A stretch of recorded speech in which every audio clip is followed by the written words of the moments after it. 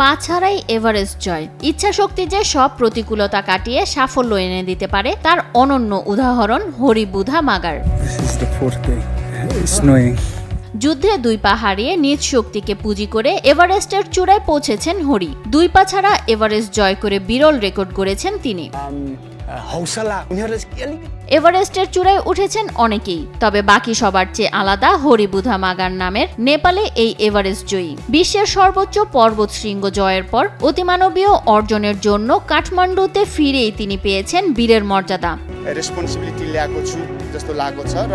43 বছর বয়সী হরির ইতিহাস গড়ার পথটি সহজ ছিল না। পড়তে হয়েছে নানা বাধার মুখে। শারীরিক প্রতিবন্ধকতা নিয়ে পাহাড়ে ওঠা আগে নিষিদ্ধ করে নেপাল সরকার। এরপর এ সিদ্ধান্তের বিরুদ্ধে মামলা হলে তা স্থগিত করে দেশটির সুপ্রিম কোর্ট। এরপরে যেন কপাল খুলে যায় হরির। 17 এপ্রিল শুরু হয় কৃত্রিম পা নিয়ে হরির এভারেস্ট অভিযান।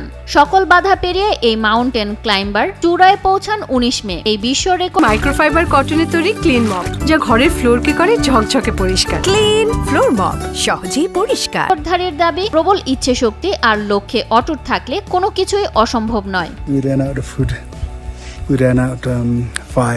আনন্দে আত্মহারা এভারেস্ট জয়ী হরি জানান তার আনন্দের কথা। পৃথিবীর সর্বোচ্চ চূড়ায় দাঁড়িয়ে আমার অনুভূতি অসাধারণ। প্রতিটা মানুষের নিজস্ব দুর্বলতা ও অক্ষমতা রয়েছে, সেসব কাটিয়ে আমাদের শক্তির জায়গা খুঁজে বের করতে হবে। অন্য নেপালি যুবকদের মতোই ব্রিটিশ সেনাবাহিনীর গোর্খা রেজিমেন্টে যোগ দিয়েছিলেন হরি। 2010 সালে আফগানিস্তানে অভিযানের সময় দুই পা হারান তিনি। তবে নিজের এই দুর্বলতার কারণে অন্যদের চেয়ে পিছিয়ে পড়তে নারাজ হরি। তিনি বললেন, মৃত্যু পর্যন্ত শারীরিক প্রতিবন্ধী ব্যক্তিদের নিয়ে কাজ করতে চান তিনি। দুই পাবিহীন প্রথম এভারেস্ট জয়ী হলেও শারীরিক প্রতিবন্ধকতা নিয়ে এই কৃতিত্ব অর্জনকারীদের মধ্যে প্রথম নন হরি। 1995 সালে ডান পা ছাড়াই এভারেস্ট জয়ের কৃতিত্ব রয়েছে টম হুইটেকারের।